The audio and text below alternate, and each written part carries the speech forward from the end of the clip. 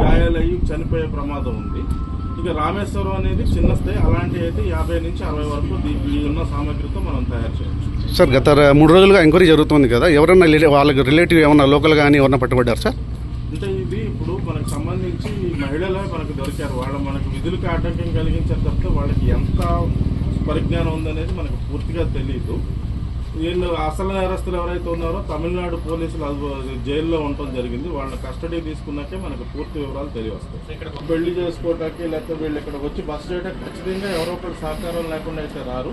అది ఎవరనేది మనం వాళ్ళ కస్టడీలో తీసుకున్న తర్వాత మనం చెప్పగలం.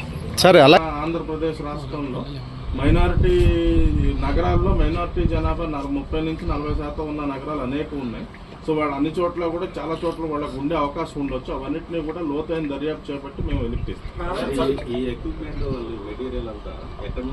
అసలు మనకి ఏ విషయాలు తెలియదండి. ఇన్వెస్టిగేషన్ లోతుగా దర్యాప్తు చేపడితే కానీ ఏమీ తెలియదు. ఇక్కడ రాయచోటి ప్రాంతంలో దాదాపు కొంతమందికి ట్రైనింగ్ కూడా ఇస్తున్నారని ప్రాథమిక అసలు మాకు వస్తుందండి. పుట్టు పూర్వోత్తరాలతో తల్లి పురుటించి వాడు శ్మశానం వరకు ఏమేమి ఉన్నాయి అన్నీ తీసుకున్నాం. మస్కేజీలో నిమిత్తం 50 మందిని అదుపులోకి తీసుకున్నట్టు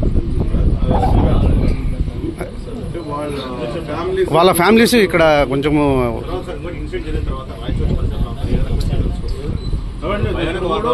ఇప్పుడు ఏదైతే వీళ్ళు ఉన్నారో వీళ్ళంతా హదీస్ శాఖ. ఇప్పుడు ఈ మైనారిటీలో 3 రకాల మసీదులు ఉంటాయండి. నాకు తెలిసి ఇంకా ఉండొచ్చు.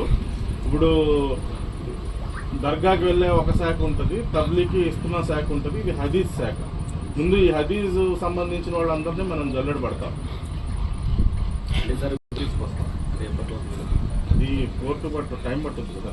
ఎంత లేదన్నా కూడా 4-5 రోజులు పడుతుంది.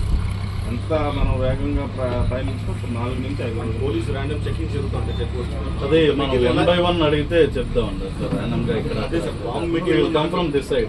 నుంచి ఎలా వచ్చింది, రాయచోటికి ఎలా వచ్చాయి అనేది మీరు కూర్చోండి. ఇప్పుడు ఈ రోజు ఎలా చెప్పగలుగుతామండి? మీరు రామాయణం అంతా